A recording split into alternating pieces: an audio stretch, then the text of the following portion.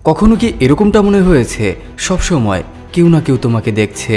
না, শুধুমাত্র দেখছে না, তোমার প্রত্যেকটা পদক্ষেপ, প্রত্যেকটা সিদ্ধান্ত সে আগে থেকেই বলে দিচ্ছে। তুমি যেখানে যাও না কেন সে আগে থেকে সেখানে থাকে।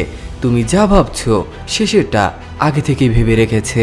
আজকের এই মুভিতে আমরা ঠিক একই রকমের একটি ঘটনা দেখতে যাচ্ছি, যেখানে পৃথিবীর সবচাইতে দক্ষ অ্যাসাসিয়ানের হুবহু বেশ কয়েকটি ক্লোন তৈরি করা হয়, যাদের কাজ হচ্ছে আসল অ্যাসাসিয়ানকে ট্র্যাক করা এবং তাকে পৃথিবী থেকে সরিয়ে দেওয়া। শেষ পর্যন্ত কি হয়েছিল, সে কি তাদের হাত থেকে বাঁচতে পেরেছিল, সেই প্রত্যেকটা উত্তর নিয়ে আজকের এই মুভিটি। যদি ভিডিওটা ভালো লেগে থাকে একটা লাইক এবং ছোট্ট একটা কমেন্ট করে দেবেন, এবং চ্যানেলটাকে যদি সাবস্ক্রাইব করে না থাকেন অবশ্যই চ্যানেলটাকে সাবস্ক্রাইব করে দেবেন, কারণ আমাদের চ্যানেলের অবস্থা এখন একেবারেই খারাপের দিকে যাচ্ছে। তাই এখন আমাদের আপনাদের সাহায্যের প্রয়োজন। আশা করি আপনারা অবশ্যই আমাদেরকে সাহায্য করবেন। তো যাওয়া যাক মুভির স্টোরিতে। মুভি শুরুতে আমরা লুকাস নামের একজন প্রফেশনাল স্নাইপারকে দেখি, যে একটি পাহাড়ের উপর থেকে তার নেক্সট টার্গেটের জন্য অপেক্ষা করছে। তার এবারের মিশন হচ্ছে ডোরমুফ নামের একজন আতঙ্কবাদীকে শেষ করে দেওয়া, যাকে এখানকার বেশ কয়েকটি সিক্রেট এজেন্সি একজন ভয়ানক আতঙ্কবাদী হিসেবে আখ্যায়িত করেছে।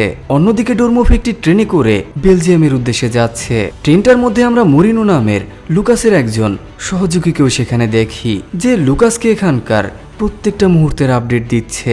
লুকাস যখন সব দিক থেকে প্রস্তুত এবং সে ফায়ার করতেই যাবে, তখনই আমরা ছোট্ট একটি বাচ্চাকে দেখি যে ডোরমুফের সামনে এসে দাঁড়ায়। এই জন্য লুকাস কোনোভাবে ফায়ার করতে পারে না। অন্যদিকে ট্রেনটা কিছুক্ষণের মধ্যে একটি আন্ডারগ্রাউন্ড টানেলের মধ্য দিয়ে যাবে। যদি সে তার আগেই ডোরমুফকে খতম করতে না পারে, তাহলে তার এই মিশনটা এখানেই সমাপ্ত এবং এই পুরো পৃথিবী বড় ধরনের একটি ক্ষতির সম্মুখীন হবে। এই জন্য লুকাস তার সর্বোচ্চ দিয়ে চেষ্টা চালায়। গুলিটি গিয়ে সোজা তার ঘাড়ের মধ্যে এসে লাগে এবং তাদের এই মিশনটা এখানেই সমাপ্ত করা হয়। পরবর্তীতে লুকাস যখন তার সহযোগীর সাথে দেখা করতে আসে, তখন তার সহযোগী তাকে জানায় গত বেশ কয়েক বছর ধরে বহু স্নাইপার ডোরমুফকে হত্যা করার চেষ্টা করেছে, তবে তুমিই একমাত্র ব্যক্তি যে তাকে এত সহজে শেষ করতে পারলো। তুমি সত্যি একজন অসাধারণ স্নাইপার। তখন লুকাস তাকে জানায় আমার প্রধান উদ্দেশ্য ছিল ওর মাথার মধ্যে গুলি চালানো। যেহেতু তখন এই বাচ্চাটা সামনে চলে এসেছে, এই জন্য আমাকে ঘাড়ের মধ্যে গুলি করতে হয়েছে। যদি তখন এতটুকু এদিক ওদিক হতো তাহলে বড় ধরনের ক্ষতি হয়ে যেত। আমি কখনোই চাই না আমার জন্য কোনো নিরীহ মানুষের প্রাণ যাক। এই জন্য আমি আমার নিজের জায়গাটাকে ছেড়ে দেওয়ার সিদ্ধান্ত নিয়েছি এবং একেবারেই সাধারণ একটা জীবনযাপন করব। কিছুদিন পরে লুকাসের ম্যানেজার তার বাড়িতে দেখা করার জন্য আসে। কথা বলার এক পর্যায়ে লুকাস তাকে তার সিদ্ধান্তর বিষয়টাকে জানায়। লুকাস তাকে জানায় আমি এই মৃত্যুর খেলায় একেবারেই হাঁপিয়ে উঠেছি। আমি চাই না আমার জন্য আর কোনো মানুষের ক্ষয়ক্ষতি হোক। এই জন্য আমি সিদ্ধান্ত নিয়েছি আমি আর কোনো ধরনের মিশনে যাব না। পরবর্তীতে আমরা লুকাসকে একটি হারবারের মধ্যে বোট ভাড়া করতে দেখি। লুকাস তার এক বন্ধুর সাথে দেখা করতে যাচ্ছে, যার নাম হচ্ছে জ্যাক। আর এখানেই আমরা ডেনি নামের একটি মেয়েকে দেখি। আসলে ডেনি হচ্ছে একজন সিক্রেট সিআইএ অফিসার, যার প্রধান কাজই হচ্ছে লুকিয়ে লুকাসের উপর নজর রাখা। কিছুক্ষণ পর আমরা লুকাসকে জ্যাকের বোটের মধ্যে দেখি। ঘটনাটা হচ্ছে কিছুদিন আগে লুকাস আতঙ্কবাদী ভেবে যাকে ট্রেনের মধ্যে হত্যা করেছে, সে আদতে কোনো রকম আতঙ্কবাদী ছিল না, বরং এখানকার সব থেকে বড় একজন সায়েন্টিস্ট এবং মানুষ হিসেবে সে কোনো রকম অপরাধের সাথে জড়িত ছিল না। লুকাস এগুলোকে শুনে একেবারে চমকে ওঠে, কারণ সে বুঝতেই পারছিল না তার নিজের এজেন্সি কেন তার সাথে এত বড় মিথ্যার আশ্রয় নিল এবং কেনই বা তাকে হত্যা করালো। এই জন্য লুকাস জ্যাককে এই বিষয়ে পোক্ত প্রমাণ দেওয়ার জন্য বলে, কিন্তু জ্যাক তাকে জানায় আমার কাছে এই বিষয়ে কোনো রকম প্রমাণ নেই, তবে আমি তোমাকে এমন একজনের সম্পর্কে বলতে পারি যে তোমাকে সবকিছুর প্রমাণ দিতে পারবে, যার নাম হচ্ছে ইউরি। সে এখন হাঙ্গেরিতে অবস্থান করছে। তুমি চাইলে ইউরির সাথে দেখা করতে পারো। কিন্তু তারা এটা জানতো না তাদের উপরেই সিআইএর একটি ড্রোন সবসময় নজর রাখছিল, যার অপর পাশে জিমিনি এবং সিআইএর দুজন বড় বড় অফিসার বসা। লুকাসরা এখানে যা কিছুই বলছিল তারা দূর থেকে সবকিছুকে শুনতে পায়। এখানে আমরা জিমিনি নামের যে এজেন্সিটাকে দেখি, লুকাস এত বছর ধরে ওই এজেন্সির হয়েই কাজ করত। জিমিনির প্রধান ক্লে লুকাসকে শেষ করে দেওয়ার জন্য বলে, যেখানে সে সিআইএ অফিসারকে জানায় আমরা যদি লুকাসকে বাঁচিয়ে রাখি তাহলে আমাদের যে পরবর্তী প্ল্যানটা রয়েছে সেটা অবশ্যই হুমকির মধ্যে গিয়ে পড়বে। তাই আমাদেরকে যেভাবেই হোক না কেন লুকাসকে এক্ষুনি শেষ করে ফেলতে হবে। কিছুক্ষণ পর লুকাস যখন পাড়ের দিকে ফিরছিল তখন সে স্টিয়ারিং এর নিচে ছোট্ট একটি মাইক্রোফোনের মতো দেখে। সেটা ভালোভাবেই বুঝতে পারে কেউ একজন নিশ্চয়ই তাদের উপর নজর রাখছে। সে তখন মাইক্রোফোনটাকে সোজা ড্যানির কাছে নিয়ে যায়। প্রথম দিকে লুকাস ড্যানিকে সন্দেহ করলেও ড্যানি তার সাথে এমনভাবে কথা বলতে থাকে লুকাস এটা ভালোভাবেই বুঝতে পারে ড্যানি এগুলোর সাথে কোনোভাবেই জড়িত না। যেহেতু সে তার উপরে বিনা কারণে সন্দেহ করেছে এই জন্য সে ক্ষমা চাওয়ার জন্য ডেনিকে ডেটে যাওয়ার আমন্ত্রণ জানায়। পরবর্তীতে আমরা লুকাসকে ডেনির সাথে একটি রেস্টুরেন্টের মধ্যে দেখা করতে দেখি। লুকাস এখানে ডেনির কাছে ক্ষমা চায় এবং কথা বলার এক পর্যায়ে ডেনির সামনে ডেনির আসল পরিচয়টাকে তুলে ধরে যে সে একজন সিক্রেট সিআইএ অফিসার। যেহেতু তার সামনে আর কোনো পথ খোলা ছিল না এই জন্য ডেনি তার সামনে সবকিছু সত্য খুলে বলে। ডেনি তাকে জানায়, হ্যাঁ সিআইএ আমাকে তোমার উপর নজর রাখতে বলেছে এবং এত বছর ধরে আমি তাদের কথা মতোই কাজ করেছি। তবে তোমাকে আমি কথা দিচ্ছি আমি এখন থেকে তোমার উপরে কোনো রকম নজর রাখবো না এবং তোমার বিষয়ে কোনো তথ্যই তাদেরকে জানাবো না। এভাবেই তারা যার যার বাড়ির উদ্দেশ্যে বেরিয়ে যায়। পরবর্তীতে আমরা রাতে বেশ কয়েকজন সিআইএ অফিসারকে জ্যাকের বোটের মধ্যে দেখি যারা জ্যাক এবং তার গার্লফ্রেন্ডকে নৃশংসভাবে হত্যা করে ফেলে। আর এই সব কিছুর পেছনে একটাই মাত্র কারণ জ্যাক লুকাসকে সবকিছু সত্যি জানিয়ে দিয়েছে। অন্যদিকে আমরা লুকাসকে তার বাড়ির মধ্যে ঘুমন্ত অবস্থায় দেখি। তখনই সে অদ্ভুত একটি শব্দ শুনতে পায়। সে এটা ভালোভাবেই বুঝতে পারে কেউ না কেউ নিশ্চয়ই তার বাড়ির মধ্যে আছে। লুকাস এক মুহূর্ত সময় নষ্ট করে না, সে সোজা মরিনোর কাছে কল করে এবং তাকে যত দ্রুত সম্ভব সেফ প্লেসে যাওয়ার জন্য বলে। কিন্তু মরিনো কিছু বুঝে ওঠার আগেই সিআইএ অফিসাররা তাকে সেখানেই শেষ করে দেয়। আর এই সব কিছুর মাধ্যমে লুকাস এটা ভালোভাবেই বুঝতে পারে এটা ভয়ানক একটি কিলিং মিশন যাদের মেন উদ্দেশ্য হচ্ছে লুকাসের সাথে জড়িত সবাইকে শেষ করে দেওয়া। তবে লুকাস সব দিক থেকে প্রস্তুত তার শত্রুদেরকে মোকাবেলা করার জন্য। লুকাস কিছুক্ষণের মধ্যেই তার বাড়ির মধ্যে থাকা সবাইকে শেষ করে দেয় এবং সোজা ড্যানির বাড়ির মধ্যে চলে যায়। কিন্তু লুকাস ড্যানিকে ঘুমন্ত অবস্থায় দেখে, ফলে লুকাস এটা ভালোভাবেই বুঝতে পারে এগুলোর সাথে ড্যানির কোনো রকম সম্পর্ক নেই। কারণ সে যদি এগুলোর সাথে কোনো রকম জড়িত থাকতো তাহলে সে এখন অবশ্যই জাগা অবস্থায় থাকতো। ড্যানি লুকাসকে দেখে প্রচন্ড পরিমাণে ভয় পেয়ে যায়। তখন লুকাস তাকে জানায়, যদি তোমার বেঁচে থাকার ইচ্ছা থাকে তাহলে দ্রুত আমার সাথে চলো, নয়তো ওরা তোমাকে এখানেই শেষ করে ফেলবে। ড্যানি যখন তার বোটের চাবিটাকে আনার জন্য যায় তখনই কেউ একজন তার উপরেও হামলা চালায়। তবে ড্যানিও দক্ষ একজন সিআইএ অফিসার, সে তাকে নিমিষেই তার আন্ডারে নিয়ে নেয়। তার কাছ থেকেই ড্যানি সবকিছু সম্পর্কে জানতে পারে।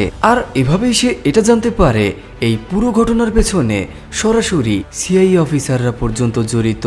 এমনকি সিআইএ প্রধান এই পুরো মিশনটাকে পরিচালনা করছে। কিছুক্ষণের মধ্যেই লুকাসও সেখানে আসে এবং ড্যানি তাকে সবকিছু সম্পর্কে জানায়। আর এভাবেই তারা এটা বুঝতে পারে তারা দুজনই এখন বড় একটি সমস্যার মধ্যে। পরদিন আমরা লুকাস এবং ড্যানিকে একটি সমুদ্র সৈকতের মধ্যে দেখি যেখানে লুকাস ড্যানির ক্ষতগুলোকে পরিষ্কার করছে। ঠিক তখনই লুকাসের একজন বন্ধু হেলিকপ্টার নিয়ে সেখানে আসে যার নাম হচ্ছে বেরি। তবে বেরি এমন একজন মানুষ যার কাছে কোনো কিছুই অসাধ্য না, সে গাড়ি থেকে শুরু করে রকেট পর্যন্ত চালাতে মাহির। অন্যদিকে আমরা ক্লেকে দেখি যে সিআইএ প্রধানের সাথে দেখা করতে যায়, যেখানে সে তাকে জানায় এতগুলো অফিসাররা মিলেও ওরা লুকাসকে মারতে পারলো না। আমি সিআইএর থেকে এটা কোনোদিনও আশা করিনি, তাই এখন যা কিছু করতে হবে আমাকেই করতে হবে। আমি আমার সব থেকে দক্ষ স্নাইপারকে পাঠাচ্ছি, লুকাস ওর থেকে কোনোভাবেই বাঁচতে পারবে না। অন্যদিকে লুকাস তার সিনিয়র অফিসারকে সবকিছু সম্পর্কে জানায়, যেখানে তার সিনিয়র অফিসার তাকে জানায় আসলে সিআইএ এবং জিমিনি আমাদের এখানকার সব থেকে বড় দুটি শক্তি, আমরা চাইলেও ওদেরকে কোনোভাবেই হারাতে পারবো না এবং আমরা তোমাকে সরাসরিও সাহায্য করতে পারবো না। তবে আমি তোমাকে একটা সত্যি কথা বলতে পারি, ডোরমো আসলে কোনো রকম আতঙ্কবাদী ছিল না, উনি ছিলেন একজন বিখ্যাত সায়েন্টিস্ট যিনি নিজেও জিমিনির হয়ে কাজ করত। তবে সে যখন তাদের সাথে কাজ করার বিরোধিতা করতে শুরু করে তারা তাকে দুনিয়া থেকে সরিয়ে দেওয়ার সিদ্ধান্ত নেয়। লুকাস এগুলোকে শুনে প্রচন্ড পরিমাণে রাগান্বিত হয়। পরবর্তীতে আমরা লুকাসদেরকে কম্বোডিয়ার একটি হোটেলের মধ্যে দেখি। লুকাস যখন ঘুম থেকে ওঠে তখন সে দূরে একজন স্নাইপারকে দেখে। লুকাস কোনো রকমে স্নাইপারের থেকে লুকায়। পরবর্তীতে আমরা তাকে পাশের একটি রাস্তার মধ্যে দেখি। আসলে সে চাইছিল যখনই এই স্নাইপার লুকাসকে ফলো করতে থাকবে এই সুযোগটাতে বেরি এবং ডেন কোনো রকমে সেখান থেকে সরে যেতে পারে। সবকিছু তার প্ল্যান অনুযায়ী হয়। লুকাস যখনই বাইরে বেরিয়ে আসে স্নাইপার শুধুমাত্র লুকাসকেই ফলো করতে আরম্ভ করে। স্নাইপার যখন লুকাসের দিকে ফায়ার করছিল লুকাস কিছু অদ্ভুত জিনিস অনুভব করতে থাকে। তার উপরে যে হামলা করছে তার হামলা করার ধরন, পজিশন, এমনকি হাঁটা চলা সবকিছু তার মুখগুলোকেই ফলো করছে, যেন মনে হচ্ছে তার নিজের কোনো একটা ভার্সন। বেশ কয়েকবার সুযোগ আসার পরেও লুকাস তাকে কোনোভাবেই আহত করে না, বরং সে পিছিয়ে যাওয়ার সিদ্ধান্ত নেয়। অন্যদিকে স্নাইপার লুকাসকে কোনোভাবেই ছেড়ে কথা বলে না। সে যখনই সুযোগ পাচ্ছে লুকাসের দিকে সরাসরি হামলা চালাচ্ছে। ধাওয়া করার এক পর্যায়ে স্নাইপার লুকাসকে সামনাসামনি ঘিরে নেয়। স্নাইপার যখন তাকে প্রায় মেরেই ফেলবে তখনই বেশ কয়েকজন পুলিশ সেখানে চলে আসে, যারা লুকাসকে তাদের সাথে নিয়ে যায়। তবে কিছুক্ষণের মধ্যেই ড্যানি পুলিশদের কাছে তার আসল পরিচয়টাকে দেয় এবং লুকাসকে তার সাথে করে নিয়ে আসে। এভাবেই ড্যানি, লুকাস এবং বেরি তিনজনেই হাঙ্গেরির উদ্দেশ্যে রওনা দেয়, যাতে করে তারা ইউরির সাথে দেখা করতে পারে এবং জিমিনের কার্যকলাপ পুরো পৃথিবীর সামনে তুলে ধরতে পারে। তারা যখন হাঙ্গেরির উদ্দেশ্যে যাচ্ছিল তখন পথিমধ্যে ড্যানি লুকাসকে জুনিয়রের বিষয়ে জিজ্ঞাসা করে, কিন্তু লুকাস তাকে জানায় ওর সাথে আমার কোনো রকম সম্পর্ক নেই, আমিও বুঝতে পারছি না ও আসলে কে। অন্যদিকে আমরা জুনিয়রকে ক্লের বাসার মধ্যে দেখি, যেখানে ক্লে তার ক্ষতগুলোকে ট্রিটমেন্ট করছিল। তবে এখানে আমরা জুনিয়রকে অনেক বেশি চিন্তিত অবস্থায় দেখি, কারণ সে বুঝতেই পারছিল না লুকাসের সাথে তার এতটা মিল কিভাবে। তার চলাফেরা, চিন্তাভাবনা সবকিছু একই রকমের লাগছিল। জুনিয়র যখন তাকে লুকাসের ব্যাপারে জিজ্ঞাসা করে ক্লে তার প্রশ্নের একটা উত্তর দেয় না, বরং তাকে সোজা একটা কথাই বলে, তোমার টার্গেট হচ্ছে লুকাস, তোমার কাজই হচ্ছে ওকে শীঘ্রই শেষ করে ফেলা। অন্যদিকে আমরা ডেনিকে দেখি যে জুনিয়র এবং লুকাসের ব্লাড স্যাম্পল পরীক্ষা করার জন্য দেয়। যখন রিপোর্টটা আসে তারা রিপোর্টটাকে দেখে একেবারেই হতভম্ব হয়ে যায়, কারণ লুকাস এবং জুনিয়রের ব্লাড স্যাম্পল 100% মিল। আর এভাবেই তারা এটা বুঝতে পারে জুনিয়র আর অন্য কেউ নয়, বরং লুকাসের ডিএনএ দিয়ে বানানো হুবহু একটা ক্লোন। লুকাস এগুলোকে শুনে প্রচন্ড পরিমাণে চমকে ওঠে, কারণ এরকম কোনো কিছু হচ্ছে সে এটা কল্পনাও করতে পারেনি। কিছুক্ষণের মধ্যেই লুকাস ইউরির সাথে জিমিনির বিষয়ে কথা বলার জন্য যায়। ইউরি তাকে সকল সত্য কথাগুলোকে বলে। ইউরি তাকে জানায়, তুমি ট্রেনের মধ্যে যাকে হত্যা করেছো উনি ছিল অনেক বিখ্যাত একজন সায়েন্টিস্ট, উনি জিমিনেরও অনেক বড় বড় প্রজেক্টের সাথে জড়িত। তার মধ্যে একটা হচ্ছে তোমার মতো হুবহু দেখতে একই রকমের ক্লোন তৈরি করা, যাতে যখন তুমি সিআইএ দের কোনো রকম কাজে লাগবে না, জিমিনি এবং সিআইএ সেই সময়টাতেও তোমার মতো অসংখ্য শক্তির অধিকারী থাকে। অন্যদিকে কোনো একটা মিশনে তোমার মতো যদি একজনের মৃত্যু হয় তাতে তাদের শক্তির মধ্যে কোনো রকম দুর্বলতা না আসে। বলতে গেলে ওরা তোমাকে পার্মানেন্টলি ইউজ করতে চাইছে। তবে ডোরমু যখন এই প্রজেক্টটার অপব্যবহার সম্পর্কে জানতে পারে সে তার কাছ থেকে সরে যাওয়ার সিদ্ধান্ত নেয়। তবে সিআইএ এবং জিমিনি কোনোভাবেই চাইছিল না ডোরমু কোনোভাবে নিজের কাজটাকে ছাড়ুক। তাদের একটাই উদ্দেশ্য ছিল যখনই ডোরমু তার কাছ থেকে সরে দাঁড়াবে ওরা ডোরমুকে সাথে সাথেই হত্যা করে ফেলবে, যাতে করে তাদের এই মিশনটার খবর দুনিয়ার কেউ জানতে না পারে। লুকাস এগুলোকে শুনে প্রচন্ড পরিমাণে রেগে যায় এবং একের পর এক বড় বড় প্ল্যান তৈরি করতে থাকে, যেগুলোর একটা হচ্ছে সে জুনিয়রের সামনে গিয়ে সব সত্য কথাগুলোকে বলবে। লুকাস কোনো রকমে জিনেট পর্যন্ত একটি মেসেজ পাঠিয়ে দেয়, যেখানে সে জিনেটকে জানায়, তুমি যদি আমাকে জুনিয়রের সাথে কথা বলার ব্যবস্থা না করে দাও তাহলে তোমার পাঠানো এজেন্ট ডেন কোনোভাবে বেঁচে ফিরতে পারবে না, আমি ওকে এখানেই শেষ করে ফেলবো। তাই যত দ্রুত সম্ভব মিটিং এর ব্যবস্থা করো। যেহেতু তার কাছে আর কোনো দ্বিতীয় অপশন ছিল না, এই জন্য সে লুকাসের কথা রাজি হয়ে যায়। পরবর্তীতে লুকাস ডেনিকে একটি পার্কের মধ্যে নিয়ে আসে। কিছুক্ষণের মধ্যেই আমরা ডেনিকে জুনিয়রের সামনে দেখি জুনিয়র তখন ডেনিকে তার একটি গোপন আস্তানার মধ্যে নিয়ে আসে এবং লুকাসকেও সেখানে আসার জন্য বলে। তবে তারা গুহার মধ্যে যাওয়ার সময় জুনিয়র বেশ কয়েকটি ডিফিউজ সেট করে যায়, যাতে লুকাস যখনই ভেতরে আসার চেষ্টা করবে এখানে ভয়াবহ একটি বিস্ফোরণ হবে। এভাবেই জুনিয়র লুকাসের জন্য অপেক্ষা করতে থাকে। একটা সময় সেখানে ভয়াবহ একটি বিস্ফোরণ হয়। জুনিয়র যখন লুকাসের লাশটাকে দেখার জন্য যায় তখনই লুকাস তার উপরে পেছন দিক থেকে হামলা করে। তার মানে লুকাস এখনো মারা যায়নি। আর এখান থেকে আমরা এটা জানতে পারি আসলে ডেনি তার দাঁতের মধ্যে একটি মাইক্রোফোন সেট করে রেখেছে, যার ফলে জুনিয়র এখানে যা কিছুই বলেছে লুকাস দূর থেকে সেগুলোকে শুনেছে। তবে মারামারির এক পর্যায়ে লুকাস তাকে জানায়, আমি তোমাকে হত্যা করতে চাই না, কারণ তুমি আমারই ব্লাড দ্বারা তৈরি। আমাদের মধ্যে কোনো রকম সম্পর্ক না থাকলেও তুমি এবং আমি একই রক্তের তৈরি। ক্লে তোমাকে তার নিজের ছেলে বললেও ওর সাথে তোমার কোনো রকম রক্তের সম্পর্ক নেই। এভাবেই লুকাস তাকে সকল সত্যগুলোকে বলে। প্রায় 25 বছর আগে ক্লে আমার থেকে আমার ডিএনএ স্যাম্পল নিয়েছিল। তার প্রধান উদ্দেশ্য ছিল আমার মতোই বেশ কয়েকটি ক্লোন তৈরি করা, যাতে আমার মধ্যে যখন আর কোনো শক্তি থাকবে না তখন তারা তোমাদেরকে ব্যবহার করতে পারে। তোমাকেও ঠিক একই কারণে তৈরি করা হয়েছে। কিন্তু জুনিয়র তার কোনো কথাই বিশ্বাস করতে চায় না।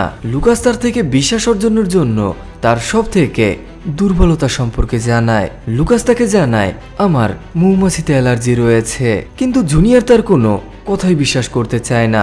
সে আবারও তার উপর হামলা চালায়। জুনিয়র যখন তাকে প্রায় মেরেই ফেলবে তখনই ডেনি কোনো রকমে তাকে বাঁচায়। অন্যদিকে জুনিয়রও কোনো রকমে পালায়। পরবর্তীতে আমরা জুনিয়রকে ক্লের সামনে দেখি, যেখানে সে ক্লেকে তার আসল পরিচয় জিজ্ঞাসা করে। তবে এবার ক্লে তাকে কোনো রকম মিথ্যা বলে না। ক্লে তাকে জানায়, হ্যাঁ আমি তোমাকে লুকাসের একজন ক্লোন হিসেবে তৈরি করেছি। তবে আমি এটা এই জন্য করেছি কারণ আমি চাইছিলাম লুকাস সব সময় আমার পাশে থাকুক, এবং আমি এই জন্য তোমার আসল পরিচয় লুকিয়েছি যাতে আমি সবার আড়ালে তোমাকে একটি শক্তিশালী মানব হিসেবে তৈরি করতে পারি। এরপর ক্লে তাকে ইমোশনালি ব্ল্যাকমেল করতে থাকে, যেখানে সে তাকে জানায়, হ্যাঁ যদিও আমি তোমাকে একজন ক্লোন হিসেবে তৈরি করেছি তবে আমি তোমাকে আমার ছেলের মতো করে ভাবি।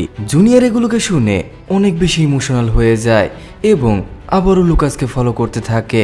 একটা সময় জুনিয়র লুকাসের উপরে মৌমাছির বিষ দিয়ে হামলা চালায়, যার ফলে লুকাস প্রচন্ড পরিমাণে অসুস্থ হয়ে পড়ে। জুনিয়র এগুলোকে দেখে নিজেকে আর কোনোভাবে আটকে রাখতে পারে না, কারণ লুকাস তাকে সত্যি কথাগুলোকে বলেছে। এই জন্য জুনিয়র লুকাসকে অ্যান্টিডোটটাকে দিয়ে দেয়। আসলে এরকমটা করার কারণ হলো সে যেই হোক না কেন জুনিয়র তার ডিএনএ দ্বারাই তৈরি। এই জন্য এখন থেকে সে লুকাসের কথা মতোই চলবে। জুনিয়র লুকাসকে একটি বড় শক্তি সম্পর্কে বলে। জুনিয়র তাকে জানায়, তোমার শরীরের মধ্যে ক্লে একটি মাইক্রোচিপ সেট করে রেখেছে, এই জন্য তুমি যেখানেই যাও না কেন ক্লে তোমাকে সবসময় ফলো করতে পারে। এভাবেই জুনিয়র তার চিপটাকে বের করে নেয়। এই কয়েকদিনে জুনিয়র এটা ভালোভাবে বুঝতে পেরেছে ক্লে তাকে যাই বলুক না কেন তার প্রধান উদ্দেশ্য হচ্ছে এই পৃথিবীর উপরে তার আধিপত্য বিস্তার করা। এই জন্য সেও এখন চায় এই পুরো মিশনটাকে মাটির সাথে মিশিয়ে দিতে এবং তার এই প্রজেক্টটাকে এখানেই শেষ করে ফেলতে। কিছুক্ষণ পর আমরা সবাইকে একটি গাড়ির মধ্যে বসা অবস্থায় দেখি, যাদের গন্তব্য হচ্ছে পাশের একটি শহর। অন্যদিকে ক্লেও কোনোভাবেই হার মানতে রাজি না। সে যেভাবেই হোক না কেন লুকাসদেরকে শেষ করতে চায়। জুনিয়র যখন গাড়ি চালাচ্ছিল তখন জুনিয়রের কাছে ক্লের কল আসে। ক্লে তাকে জানায়, যদি তুমি প্রাণে বাঁচতে চাও জলদি গাড়িটা থেকে নামো, নয়তো তুমি ওদের সাথে এখানেই শেষ হয়ে যাবে। তারা যখনই সামনের দিকে দেখে সেখানে তারা বেশ কয়েকজন আর্মি অফিসারকে দেখে যারা তাদের জন্য অপেক্ষা করছে। তারা কিছু বুঝে ওঠার আগেই ওই আর্মি অফিসাররা সরাসরি তাদের দিকে হামলা চালায়। লুকাসরা কোনো রকমে বাইরে আসতে পারলেও বেরি গাড়িটার মধ্যে আটকে যায় এবং সেখানেই মৃত্যুবরণ করে। লুকাস এগুলোকে দেখে প্রচন্ড পরিমাণে রেগে যায় এবং কোনো রকমে পাশের একটি বাড়ির মধ্যে এসে লুকায়। অন্যদিকে আমরা ক্লেকে দেখি যে তার সৈন্যদেরকে বলে, তোমরা ওদের উপরে কোনো রকম দয়া দেখাবে না, যাকে যেখানেই পাবে সেখানেই শেষ করে দেবে। যেহেতু লুকাসদের হাতে আর কোনো দ্বিতীয় অপশন ছিল না, এই জন্য তারাও ফাইট ব্যাক করার সিদ্ধান্ত নেয়, যেখানে লুকাস এবং ডেনি কোনো রকমে ফাইট ব্যাক করতে থাকে। অন্যদিকে আমরা জুনিয়রকে দেখি যে ক্লের সাথে দেখা করার জন্য যায়। আসলে জুনিয়র তাকে এই সব কিছুকে এখানেই শেষ করার জন্য বলে, কিন্তু ক্লে তাকে জানায় তুমি যাই বলো না কেন কেউ আমাকে আটকাতে পারবে না। এভাবেই ক্লে এবং জুনিয়রের মধ্যে প্রচন্ড হাতাহাতি হয় এবং ক্লে সেখানে অজ্ঞান হয়ে যায়। এরপর সে আবারও লুকাসদের কাছে আসে। তবে সে যখনই ঘরটার মধ্যে যায় সেখানে সে এমন একজন সৈন্যকে দেখে যার সাথে লুকাস এবং ড্যানি কোনোভাবেই পেরে উঠছিল না। তার উপরে কোনো কিছুরই প্রভাব পড়ে না, এমনকি আগুনের পর্যন্ত না। জুনিয়র এখানে তার সর্বোচ্চ দিয়ে চেষ্টা চালায়। সে তার দিকে ততক্ষণ পর্যন্ত গুলি করতে থাকে যতক্ষণ না সে মাটিতে লুটিয়ে পড়ে। পরবর্তীতে তারা যখন তার মাস্কটাকে খুলে সেখানে থাকা সবাই প্রচন্ড অবাক হয়ে যায়, কারণ এ আর অন্য কেউ নয় বরং লুকাসের আরও একটি ক্লোন। তারা এগুলোকে দেখে প্রচন্ড পরিমাণে ভয় পেতে থাকে, কারণ জিমিনি কি শুধুমাত্র দুটো ক্লোন তৈরি করেছে নাকি পুরো একটি আর্মি ইউনিট। তারা যখন এগুলোকে নিয়ে চিন্তা ভাবনা করছিল ঠিক তখনই আমরা ক্লেকে আবারও সেখানে দেখি। ক্লে তাদেরকে জানায়, আমি কোনো রকম অপরাধ করিনি, বরং আমি এমন একটা টিম তৈরি করতে যাচ্ছি যেখানে তোমার মতো অসংখ্য সৈন্যরা থাকবে। এরাই পৃথিবীটাকে শত্রুদের হাত থেকে রক্ষা করবে। যদি কোনো সৈন্য কোনো মিশনের মধ্যে মারা যায় তারপরও আমাদের কোনো রকম অসুবিধা হবে না, কারণ তোমার মতো আমরা 1000 জনকে তৈরি করে রাখবো। কিন্তু লুকাস তার কোনো কথাই বিশ্বাস করতে চায় না, কারণ সে এটা ভালো করেই জানে সে যতই দেশের কথা বলুক না কেন তার আসল উদ্দেশ্য হচ্ছে পৃথিবীর বুকে তার শক্তিটাকে প্রদর্শন করা। জুনিয়রের মাথায়ও ঠিক একই রকমের চিন্তা আসে। জুনিয়র যখন তাকে প্রায় গুলি করতেই যাবে লুকাস জুনিয়রকে আটকায়, কারণ সে চায় না জুনিয়র এই কাজের জন্য পরবর্তীতে অনুতপ্ত হোক। কারণ সে যেমনই হোক না কেন এত বছর ধরে সে জুনিয়রকে তার আপন ছেলের মতো করে দেখেছে, এই জন্য জুনিয়র এটা কোনোদিনও ভুলতে পারবে না। তবে লুকাস তাকে কোনো রকম সুযোগ দেয় না, সে তার দিকে সরাসরি শুট করে দেয়। আর এভাবেই জিমিনি সংগঠনের মিশন এখানেই সমাপ্ত করা হয়। পরবর্তীতে লুকাস এবং তার সিনিয়র অফিসার মিলে জুনিয়রের মতো ক্লোনদেরকে নতুন পরিচয় পরিচিত করে এবং যার যার মতো করে জীবনযাপনের ব্যবস্থা করে দেয়। কিছুদিন পর আমরা জুনিয়রকে সেখানকার একটি ভার্সিটির মধ্যে দেখি যেখানে লুকাস এবং ড্যানি জুনিয়রকে রিসিভ করতে এসেছে। তার মানে জুনিয়র এখন লুকাস এবং ড্যানির পরিবারের একজন সদস্য। আর এভাবেই এই অসাধারণ মুভিটি এখানেই শেষ হয়ে যায়।